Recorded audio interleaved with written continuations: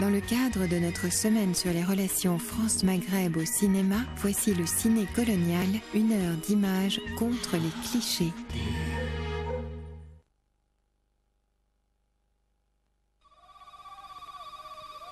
Il remonte du sud vers le nord.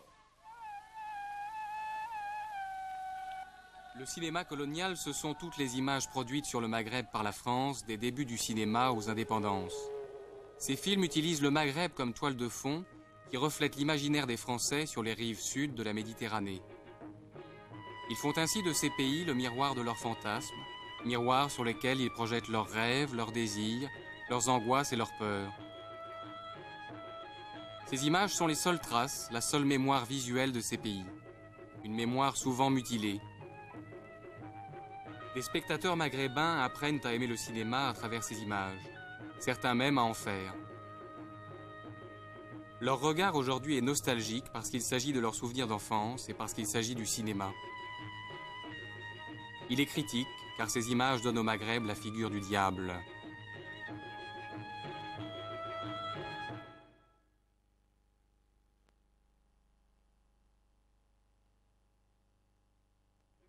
Oui, enfin, c'est tout le côté des Français, des officiers français, des spahis, des gens de la Légion, des belles aventurières rencontrées dans les hôtels d'Alger. Oui, enfin voilà, grosso modo, c'est ça. En fait, la question coloniale n'a jamais été traitée par le cinéma en tant que telle, je crois pas.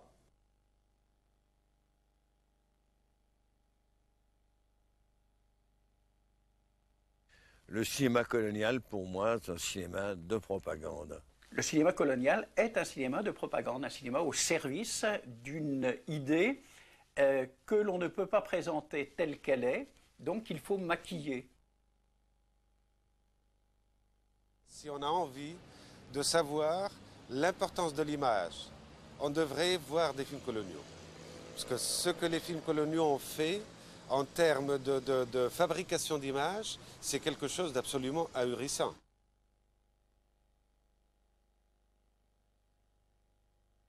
Moi, je trouve ça plutôt marrant, le cinéma colonial. Parce que c'est tellement exagéré, tous ces personnages. C'est un peu comme les westerns pour les Américains, quoi. Les méchants indiens, les bons blancs, impeccables, bien propres sur eux, etc.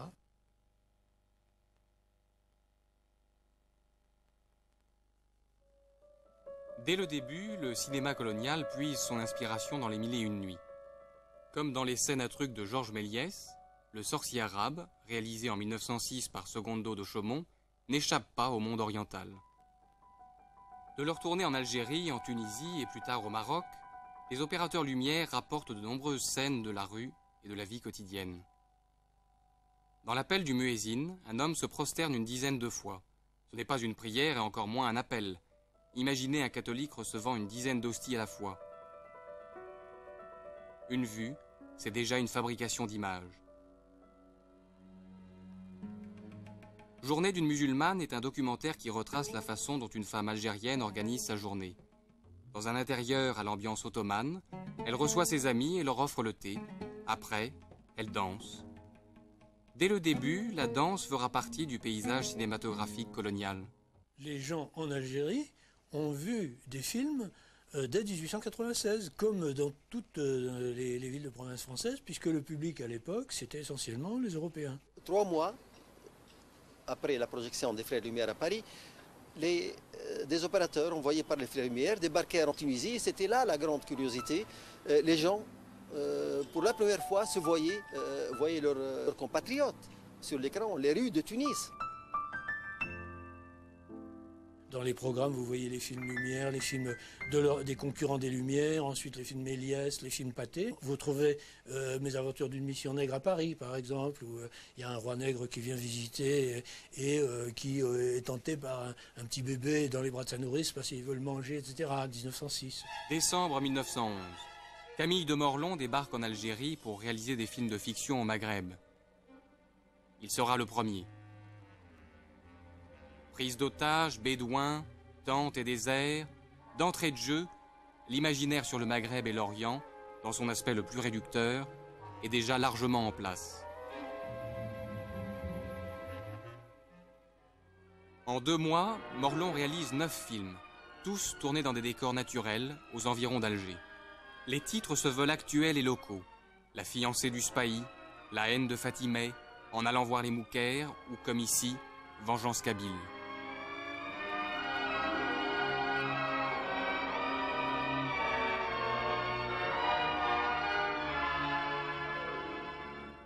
La France avait conquis l'Algérie en 1830. 50 ans plus tard, elle signait le traité du Bardo qui marqua le début du protectorat français sur la Tunisie. En 1907, l'armée française débarque au Maroc. À la différence de l'occupation de l'Algérie et de la Tunisie, la guerre du Maroc a été filmée. Félix Mesguich, le pionnier des opérateurs lumière, était là.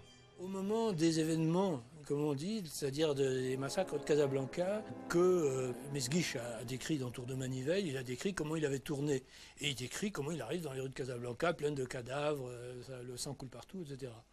Et dans l'écho d'Oran, il y a une très belle publicité qui annonce le spectacle des événements. Hein, c'est comme les événements d'Algérie, c'est les événements de Casablanca, avec la série sensationnelle, des aventures, etc., de nos troupes, parce que les troupes de l'Oranie avaient joué un grand rôle, il n'y avait pas seulement Lyotet. Et donc, bon, ce sont des choses, quand on voit ça, on sent bien que quand même les Algériens musulmans devaient être très très rares dans les salles en question.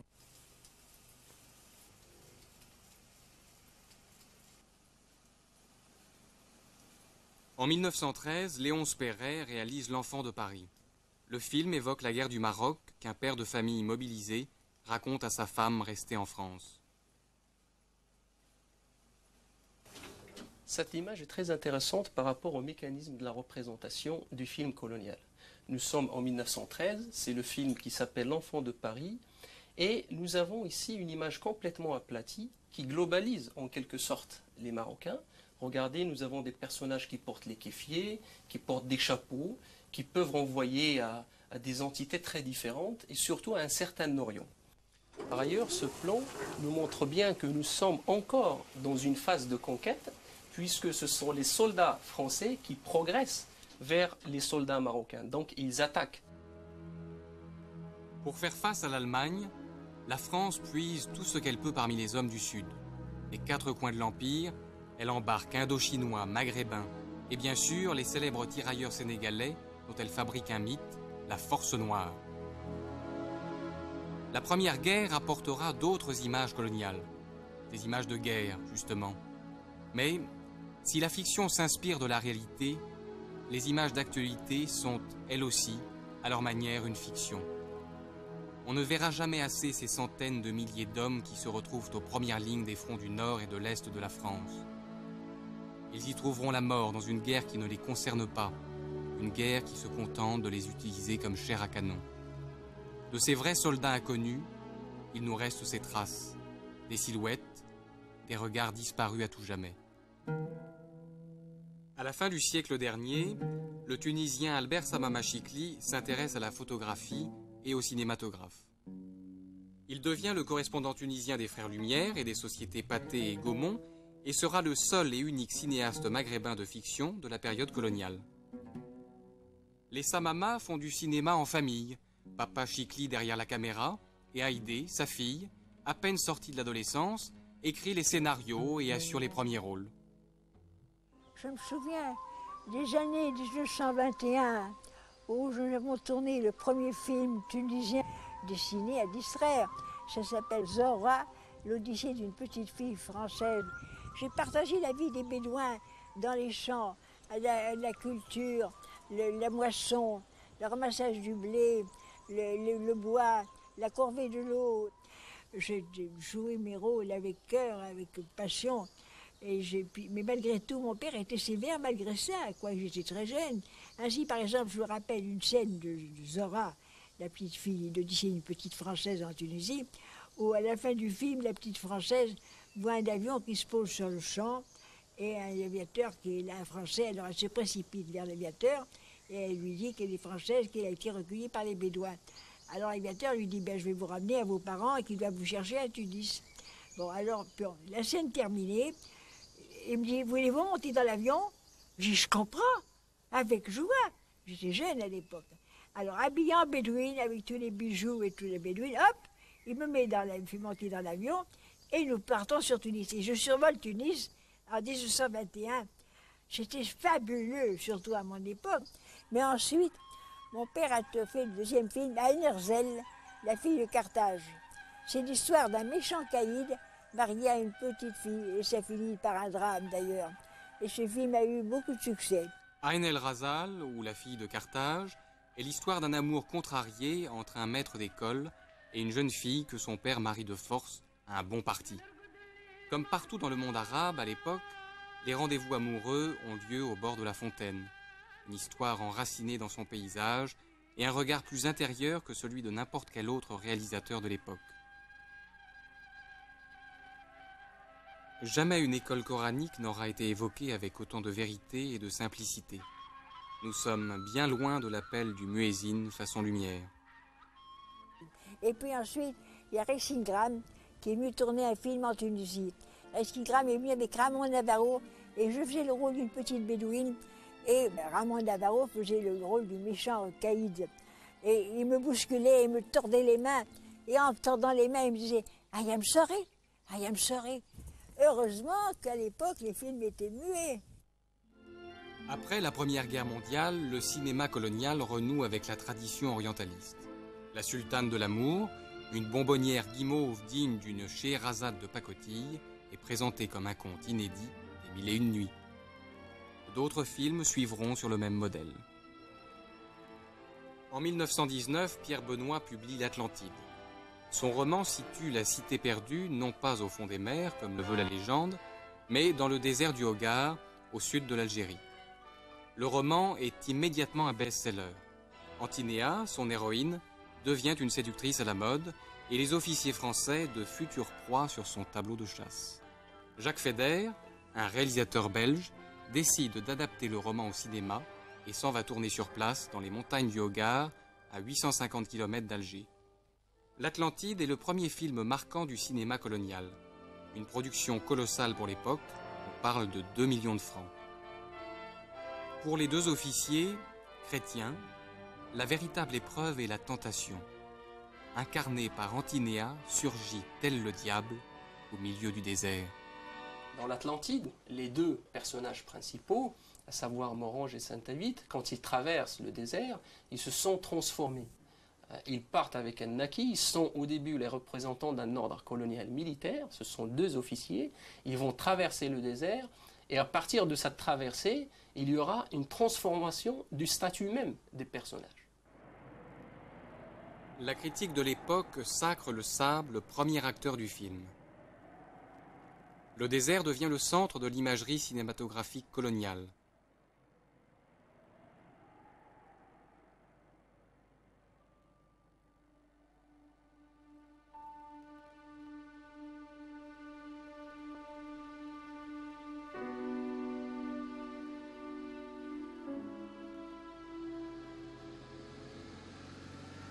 En 1923, les automobiles Citroën vont plus loin.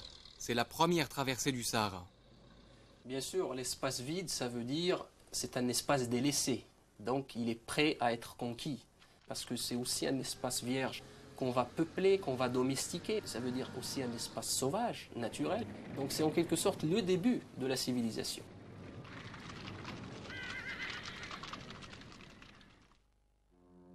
En 1921, Abdelkrim Al-Khattabi, journaliste marocain dans un quotidien espagnol, mobilise autour de lui les tribus des montagnes du Rif pour lutter contre la colonisation espagnole. Il en appelle à l'opinion internationale et ses hommes attaquent les postes espagnols par petits groupes. Il vient d'inventer la guérilla moderne. Se sentant menacée par l'avancée de l'armée riffaine, la France s'allie à l'Espagne pour écraser la première république du Rif. À la tête de l'armée française, le maréchal Pétain. La guerre de pacification, comme on disait à l'époque, se poursuivra sur une autre chaîne de montagnes, l'Atlas. La conquête du Haut-Atlas, un documentaire de Pathé tourné en 1933, relate la dernière guerre menée contre les Berbères du Haut-Atlas et la reddition de leur chef. Les grands blessés sont transportés en camions ambulants. D'autres à Doda. soldats de la Légion transportés en avion.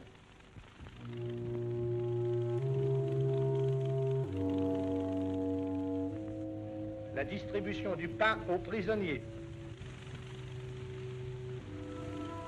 Ouskunti, grand chef des dissidents.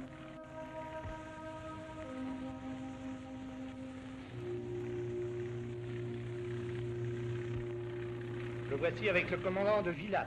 L'année suivante, Jean-Benoît Lévy et Marie Epstein réalisent Ito.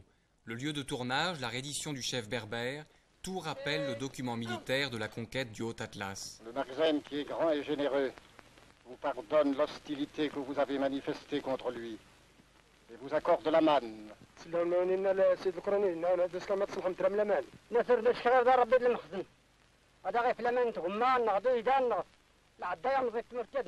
Dans le cinéma colonial, la France est une mère protectrice, le légionnaire un mâle dominateur, le colonisé une femme à marier. La mise en scène de la reddition est ouvertement nuptiale.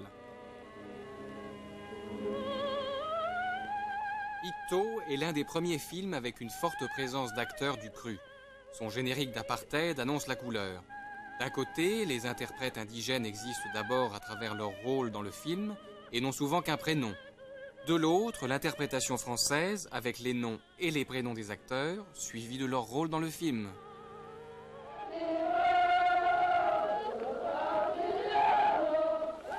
السلام عليكم تقبيل سماسكم نيوي هاتي دوراغ العدو هات ملان كتر الارض من هاتو نايكم داو تاعت مقامنا ويبقى حتى يان لا اله الا الله عليها. Le personnage de l'arabe ou du berbère positif est un vieux sage, noble forcément, pur parce que resté attaché aux traditions et à la religion de ses ancêtres.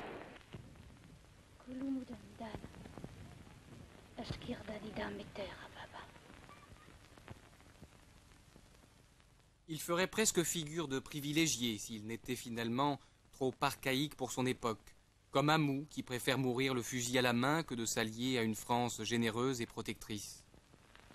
Nom de Dieu, mais vous ne pas tirer.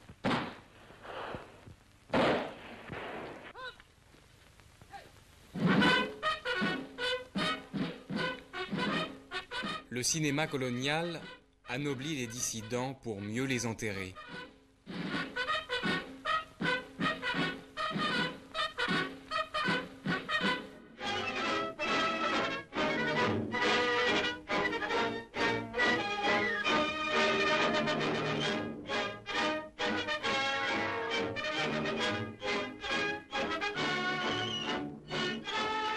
À partir des années 20, de fin des années 20 et surtout, puisque c'est les années 30 où il y a beaucoup de films de guerre, l'indigène est toujours filmé comme étant un attaquant.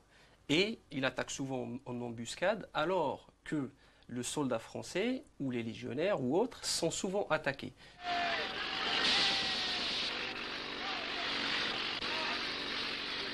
Il a dit tomber chez les salopards. Ou le cochon reste à conserver.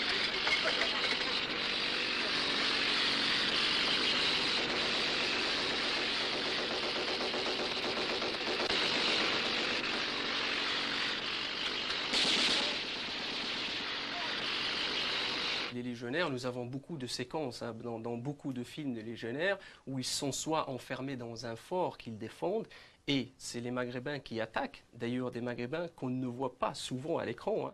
Dans Un de la Légion de Christian Jacques, un légionnaire explique à Fernandel, qui vient de s'engager, ce qu'est un arabe.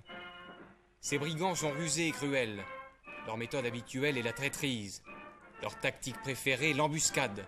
Leur arme favorite, le poignard.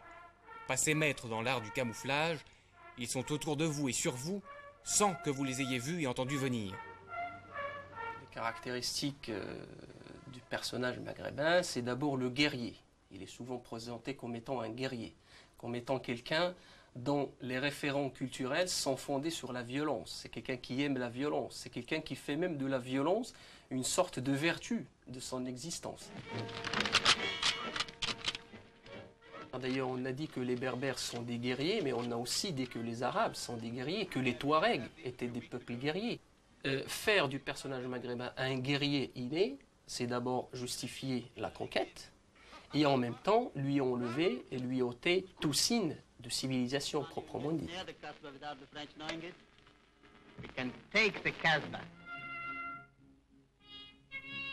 Au personnage de l'arabe, le cinéma colonial oppose le légionnaire. La grande inconnue nous le présente sous sa forme historique, quotidienne et triviale.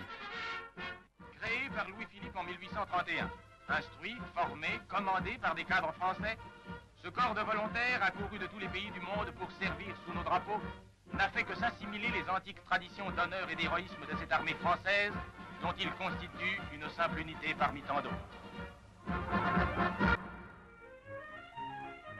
Chaque dimanche, quartier libre. Les hommes prennent aussitôt possession des terrains d'entraînement installés autour du poste. Le sport et les jeux de plein air font des muscles durs et souples, des cerveaux libres et clairs. L'argent qui, selon le vieux refrain, va permettre aux légionnaires de s'offrir les 3 joies faciles dont ils rêvent. Le vin, le tabac, l'amour. Ces jours-là, réalisant son rêve, le légionnaire s'installe au souk du village voisin. Il prend le thé à la menthe, tout en lutinant les beautés locales. Béat, les poches pleines, le rire aux lèvres, il se sent une âme de sultan. La fiction, elle, fera du légionnaire un bâtisseur, un médecin qui voue sa vie au service des indigènes.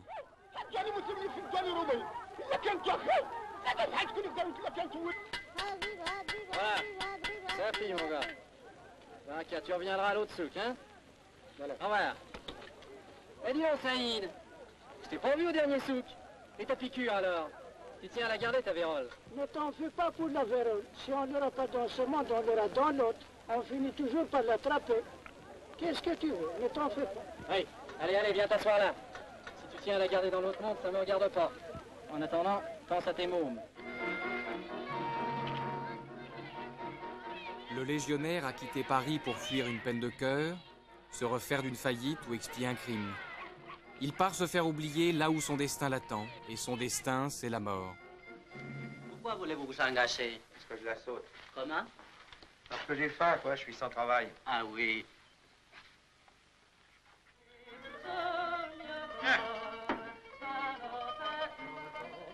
Oh, dites, Walrita, allez, ferme ça. Tu vas nous faire chialer. Comme Gabin, il est nostalgique, triste, morose et fataliste. Notre beau légionnaire traîne son spleen dans des films dépressifs avec la mort pour happy end. Avec leur flamingo, leur fandango et leur romance à la guimauve. Hé, Gillier, il y a des disques français, là. Ah, tu nous les brises, toi aussi, avec ta musique. Tu as raison, si ça te rappelle de sales moments. Mais le légionnaire peut aussi se faire civil, bandit réfugié dans une casbah, celle d'Alger à tout hasard, celle de Julien Duvivier à qui l'on doit Pépé le Moko, le film le plus célèbre du cinéma colonial. Lorsqu'il tourne dans la casbah d'Alger, Lucas Gridou a déjà derrière lui une série de seconds rôles de juifs cosmopolites. Le regard fourbe et le visage luisant, cadré de profil, preuve s'il en est de ses origines sémites. Dans ce film, Lucas Gridou campe le rôle de Slimane, l'arabe européanisé qui parle en français, s'habille moitié à l'occidental, moitié à l'oriental, brouillant les cartes d'un monde classé en 2 catégories, les Européens et les autres, un personnage qui n'est pas à sa place. Je vais les mettre pour que tu me trouves belle. Mais je te trouve belle. Les autres hommes, quand ils me trouvaient jolie, ils m'embrassaient tout de suite. Ça te ferait plaisir que je t'embrasse?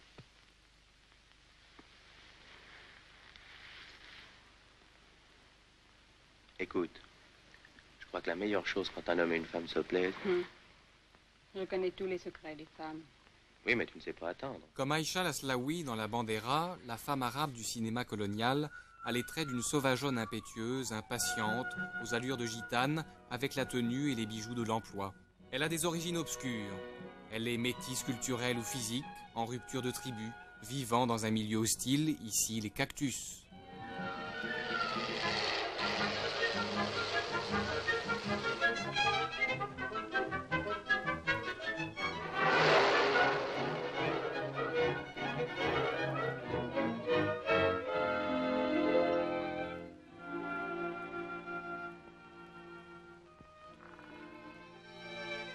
Avec Joséphine Baker, dans Princesse Tam Tam d'Edmond Gréville, un pas de plus est franchi. C'est une sauvage qui a des liens de parenté avec le singe.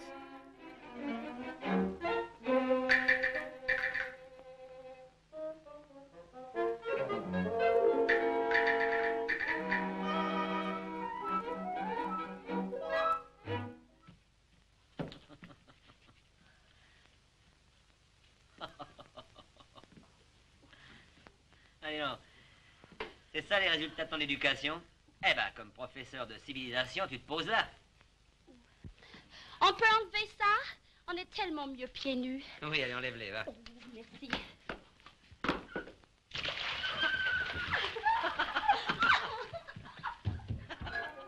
Deux fois deux, quatre. Des leçons d'habillement, un zeste de rationalité en feront une femme civilisée. Enfin, presque. Exit la sauvage, bienvenue la métisse, et pour qu'on n'oublie pas sa nature d'origine, elle porte la marque de l'infamie, la rayure.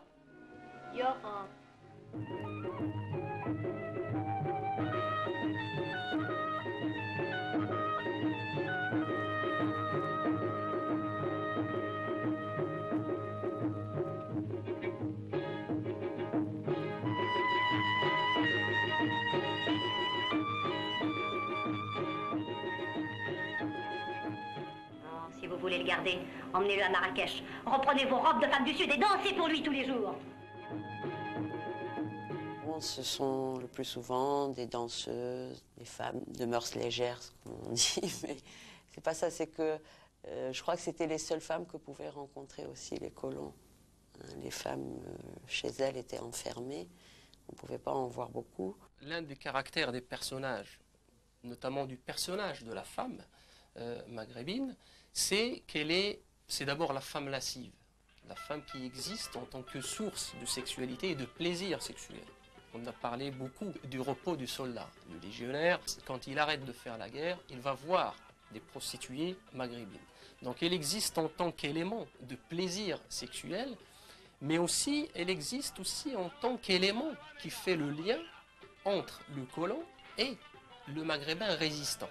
Il y a une sorte de mythologie qui s'est constituée à travers les films coloniaux, à savoir l'appui sur le personnage de la femme indigène pour désamorcer par exemple une révolte indigène.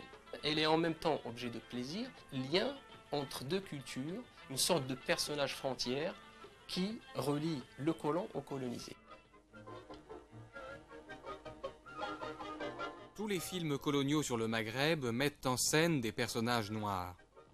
I can detest what's got into your father. We no sooner gets all fixed in the Casbah than he's got the Philanders back to Morocco again. Well, I'm glad. I may see him. Mabrouka. Ashbik.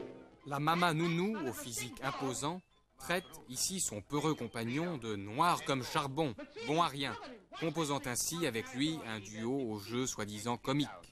If anyone wants to go, they can do so. But I's going to stop right here in the Casbah. And you, I'll get you yet. You cold black good for nothing you. And when I do get you, God help you, I'll tear you to pieces. You rascal. Dans Sérénade à Meriem de Norbert Gernol, à la manière des ménestrels, il suffit de se grimer en noir pour être drôle. Le noir est aussi étrange, inquiétant, monstrueux. Habib Bengliya a incarné ce rôle pendant plus de 30 ans.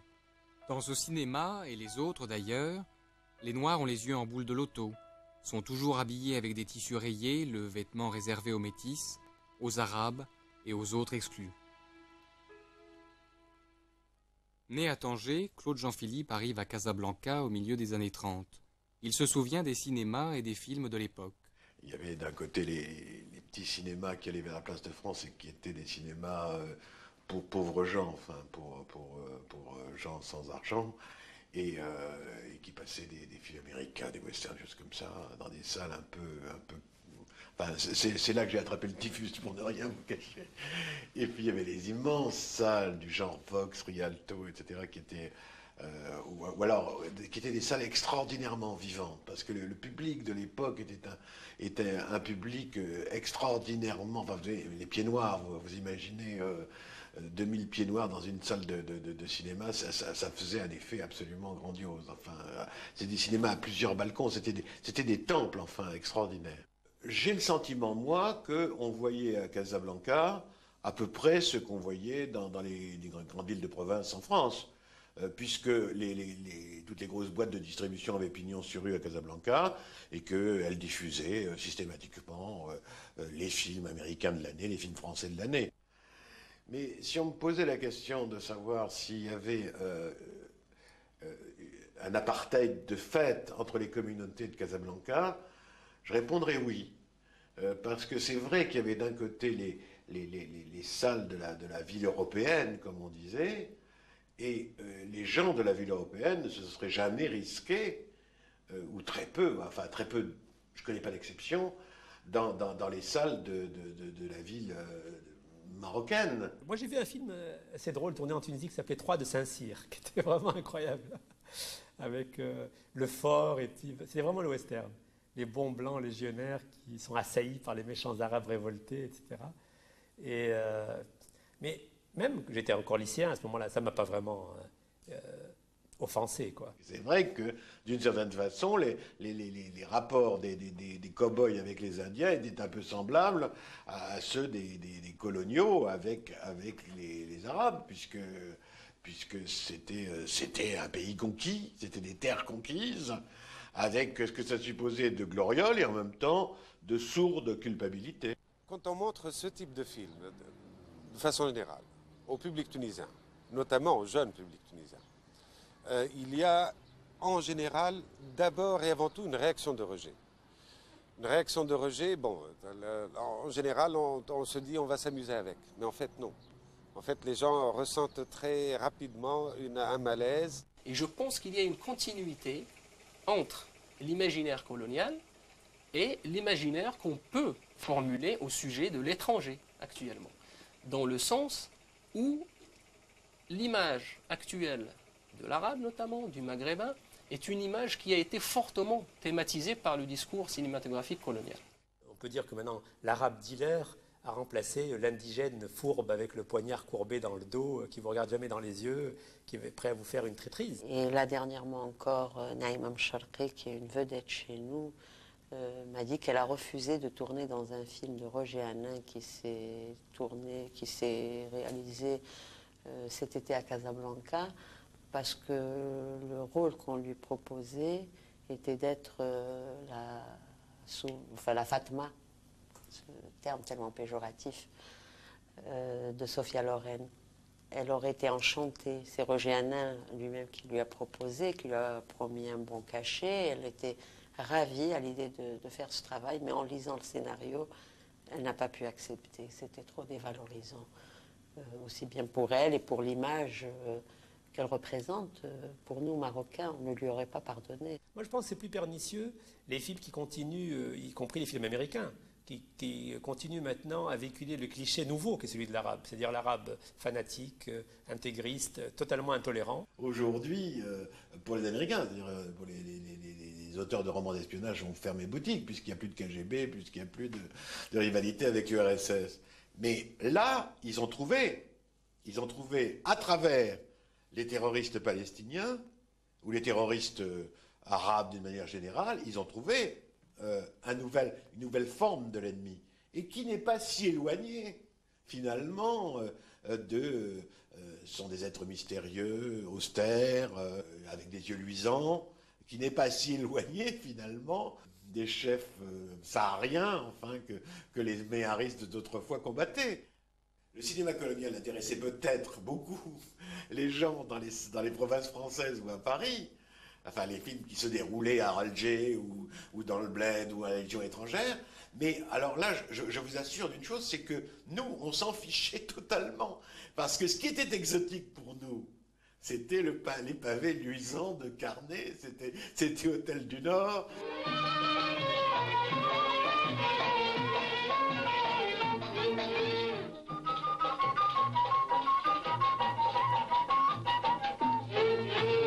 وديني للزينة الفلاحة مشتاق وقتلني الشوق والعشق يا ابوي مش بالراحة لا العاشق ولا معشوق وديني للزينة الفلاحة مشتاق وقتلني الشوق. On savait que voyaient dans leur salle des films égyptiens ou des films indiens, des films chantants, voilà, c'est tout ce qu'on savait. Les autorités coloniales ont constaté que lorsqu'on montrait à l'écran un officier égyptien avec son képi, les gens s'identifiaient, étaient fiers, applaudissaient. À cette époque-là, il n'y avait pas d'officiers locaux de cette prestance avec ses costumes, avec son képi.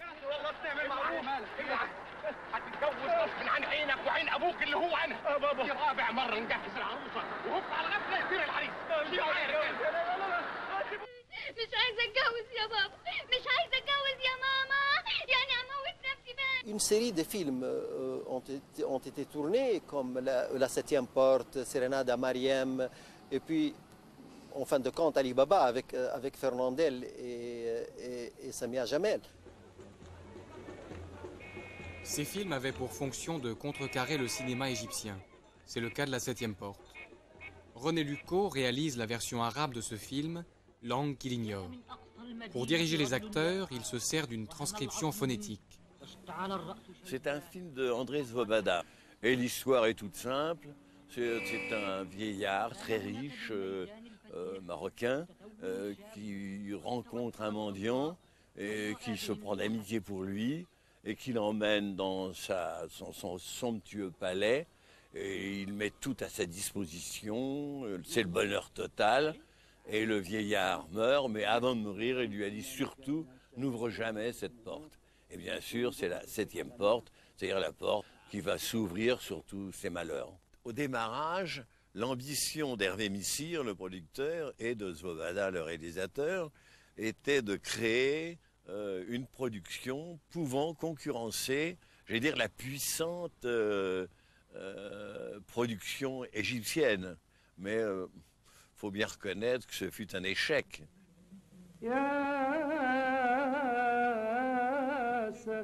La recette du film, Svoboda l'emprunte au cinéma égyptien. Elle est simple, s'appuyer sur des vedettes de la chanson.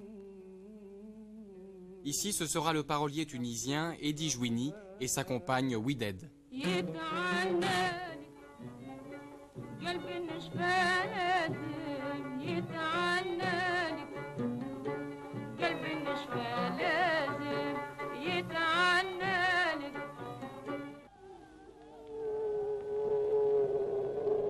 André Svoboda est l'un des réalisateurs les plus prolifiques de l'école du cinéma colonial pour les Maghrébins.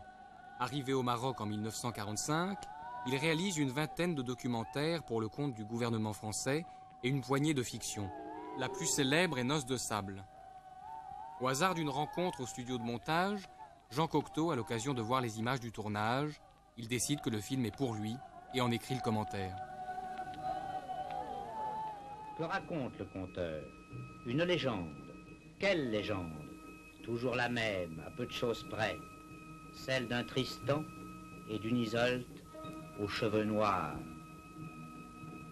Il était une fois une jeune fille et un jeune homme. Une fille de chef et un fils de chef. Elle du monde sec, lui du monde humide. Et leur amour les entraîne vers la mort. Tristan et Isolde, Roméo et Juliette, une seule et grande histoire envoûte les cœurs.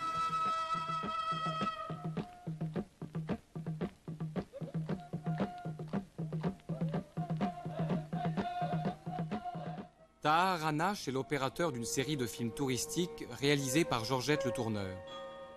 Au début des années 50, il signe un documentaire, Les plongeurs du désert. Depuis Albert Samama Chikli, c'est le premier film réalisé par un Maghrébin. De père en fils, les plongeurs du désert ont pour rôle de déboucher les puits des palmeraies. D'emblée, le désert et ses palmiers sont au rendez-vous, comme s'il était impossible de se voir autrement qu'à travers l'œil de la caméra coloniale. L'absence de cinéastes maghrébins avant l'indépendance était voulue, était même programmée. parce que durant la colonisation, il n'était pas souhaitable par rapport aux autorités coloniales que les indigènes, comme on les appelait à l'époque, puissent avoir entre les mains cet outil. Parce que pendant tout ce temps-là, s'il y avait des cinéastes français qui pouvaient aller tourner des films colonialistes, eh bien, on ne formait dans les écoles de cinéma de France, on n'a jamais formé, jusqu'en 1954, un seul cinéaste africain, un seul cinéaste maghrébin ou un seul cinéaste indo-chinois. Donc en 1954 déjà, au moment du déclenchement de la guerre de libération, le service des cinébus au gouvernement général a déjà 12 à 15 personnes, 4 véhicules, 4 cinébus. Et alors pendant la guerre, il va y avoir encore plus de moyens, puisque vers 60-62, on en est à ce moment-là à 10 cinébus, hein, avec 50-70 personnes relayées par les militaires. Il y avait une programmation systématique dans tous les villages, dans tous les douars. Il y avait des bus qui étaient achalandés avec des appareils de projection, avec tout le nécessaire. Et c'était un grand événement pour ces villages-là, pour voir justement ces projections cinématographiques, et qui étaient, dans la majorité des cas, des films de propagande. La production de films de fiction sur le Maghreb ralentit. En revanche, celle des films documentaires et documentaires fiction se poursuit et prend de l'ampleur. Des films binaires.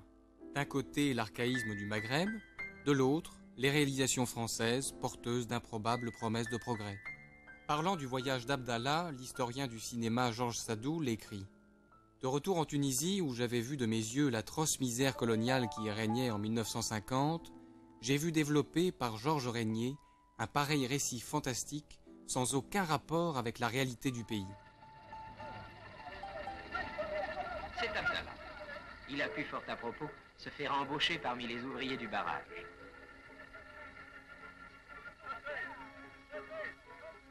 Ramdan est aussi devenu manœuvre, encore un poète engagé. Belle occasion pour lui de méditer sur la condition humaine.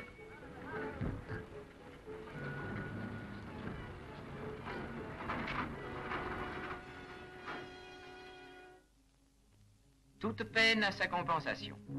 Abdallah et Ramdan sont riches, eux, provisoirement.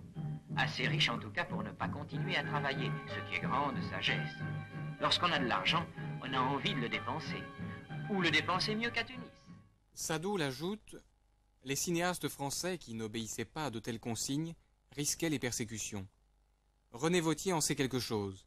Son premier film a été interdit et lui-même jeté en prison. Tous entraient dans une optique qui était l'optique de domination d'une civilisation sur une autre civilisation, d'un pays sur d'autres pays, et que c'était pour moi quelque chose qui était en opposition absolue avec ce pourquoi je faisais du cinéma, c'est-à-dire pour défendre les idées pour lesquelles les copains étaient morts dans la résistance. Une turbine fournit de l'électricité aux maisons des Blancs. Mais il n'y a pas d'électricité pour ouvrir les vannes devant les péniches des grandes compagnies coloniales, car la sueur des Noirs à 50 francs par jour revient moins cher que l'installation et l'entretien d'une turbine. Il paraît qu'il existe, au-delà des mers, des rouleaux compresseurs qui sont des machines fort utiles pour faire les routes. Mais en Afrique, pas besoin de rouleaux compresseurs. Les Noirs reviennent moins cher.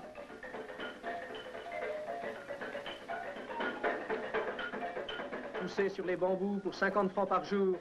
Depuis 1946, le travail forcé est aboli en Afrique noire. Afrique 50, c'est le premier film que j'ai fait comme réalisateur. J'avais 21 ans et le but, c'était de ramener des images pour la Ligue de l'enseignement, qui était productrice. J'ai commencé à filmer, donc, fidèle à ce que j'avais appris à l'IDEC et à la devise qui était d'Éluard, d'ailleurs, c'était « Je dis ce que je vois, ce que je sais, ce qui est vrai ». J'ai commencé à filmer ce que je voyais, puisque je voyais n'était pas tellement à la gloire de la colonisation française. Les camions militaires surgissent, semant partout la ruine et la mort. En notre nom, à nous, gens de France. Agboville, Dimbokro, Séguéla, Dalois, Boisflé, Kétécré, des ruines, des rafles, des fusillades et des noms de villes et villages sonnant aux Africains comme des oradours. sortie de la résistance française, je ne pouvais pas admettre qu'au nom de la France, on maintienne là-bas un régime qui, par bien des aspects, me rappelait ce que les Allemands faisaient en France occupée. Au milieu des années 50, après le déclenchement de la guerre d'Algérie, la Tunisie et le Maroc accèdent à l'indépendance.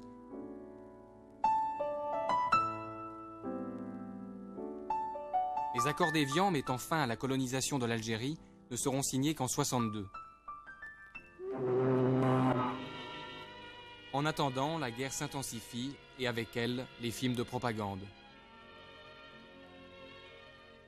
Des films où des légionnaires gominés et modernes écoutent du jazz sur des transistors.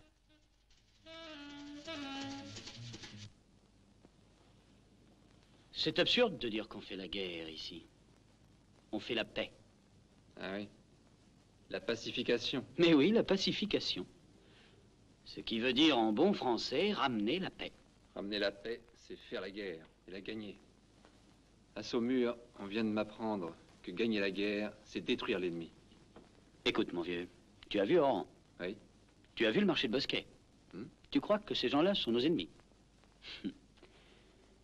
Cigarette? Tous les procédés cinématographiques, tous les registres de production de sens sont mobilisés pour produire l'impression de calme idyllique où l'église et la mosquée, mouvement de caméra, vivent non pas face à face mais côte à côte. Bon, ça c'est le commentaire qui fait l'interprétation.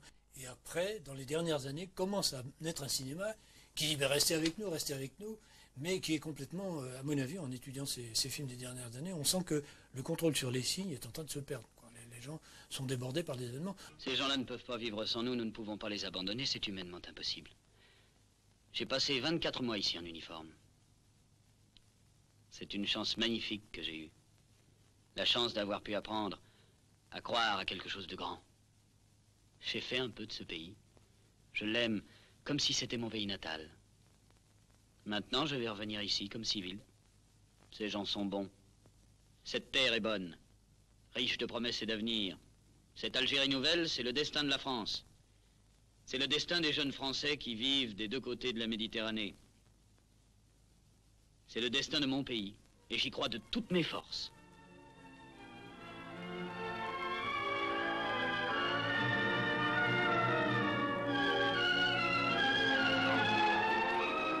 Le 17 octobre 1961, à Paris, des Algériens manifestent pacifiquement en famille contre le couvre-feu qui leur est imposé.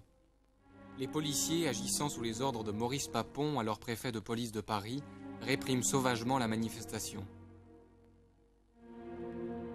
Des dizaines de personnes sont lestées et jetées vivantes dans la Seine. Dans la bataille de Paris, Jean-Luc Einaudi recensera près de 200 enterrés sous X au cimetière musulman de Thiais. Le photographe Elie Kagan fixe des traces de ses victimes. Il est le seul.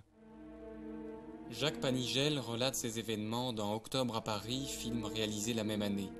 Il sera interdit, tout comme J'ai 8 ans, de Vautier, Lemasson et Poliakov.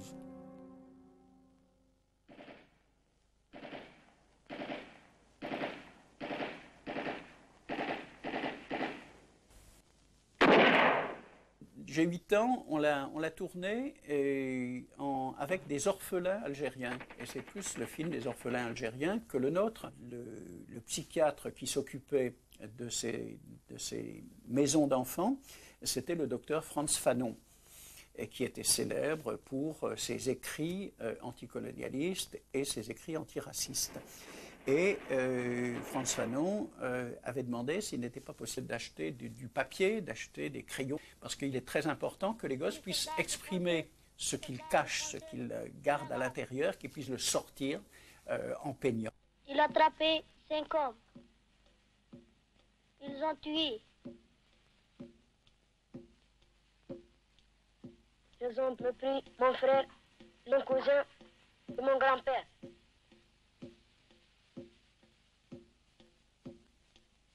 L'hélicoptère, ils ont descendu les soldats parachutistes.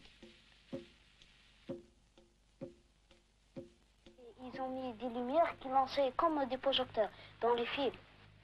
Alors ils tirent avec l'artillerie.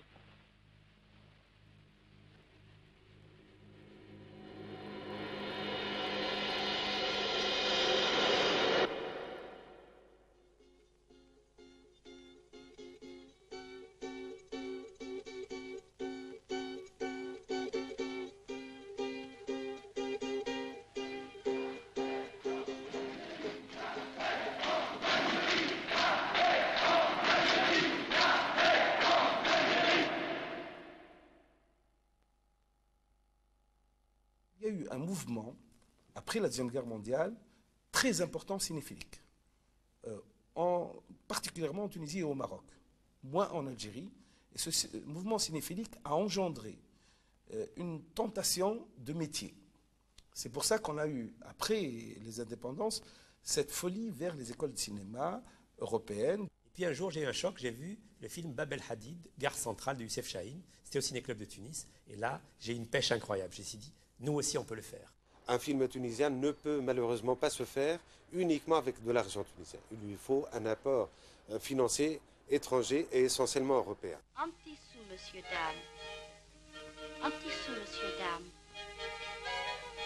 On est des cinémas dominés. Hein. Donc, un cinéma dominé, c'est-à-dire un cinéma qui n'a pas de marché. Et souvent, certains de nos cinéastes, parce qu'ils disent le marché, il est en Europe, ils vont peut-être consciemment ou inconsciemment reproduire certains clichés orientalistes, entre guillemets. Et c'est un peu notre cinéma, appelons-le danse du ventre. Pourquoi pas? Mais je crois que de moins en moins de cinéastes font ça. Moi, je dirais que le grand critère, c'est notre public. Parce que, curieusement, ces films qui sont un peu orientalisants, qui ont été faits chez nous, ont triomphé dans les festivals à l'étranger, on les a trouvés très décoratifs, très beaux, mais ici le public n'a pas marché du tout. Regardez les Silences du Palais, il n'y a rien d'exotique dans les Silences du Palais. On a fait 240 000 spectateurs sur la France. Si on regarde bien, on prend un film comme Les Silences du Palais, par exemple de Moufidat Latli, qui a vraiment été un triomphe partout. C'est un film profondément sincère, ça parle d'une douleur réelle, ça parle de souvenirs d'enfance de cette femme, ça parle de sa mère. Et ça, c'est une chose que les Tunisiens ont adoré, même si le film a triomphé à l'étranger. يتعنالك يدور الفلك ونجمتك تطوالك قلب جبالاتك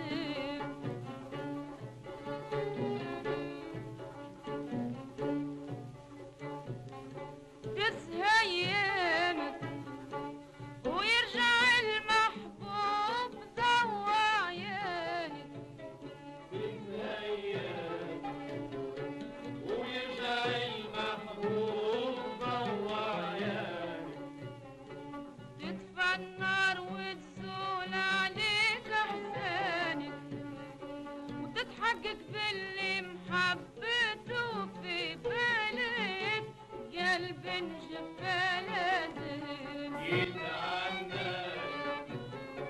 قلب الجبالات يتعناك قلب الجبالات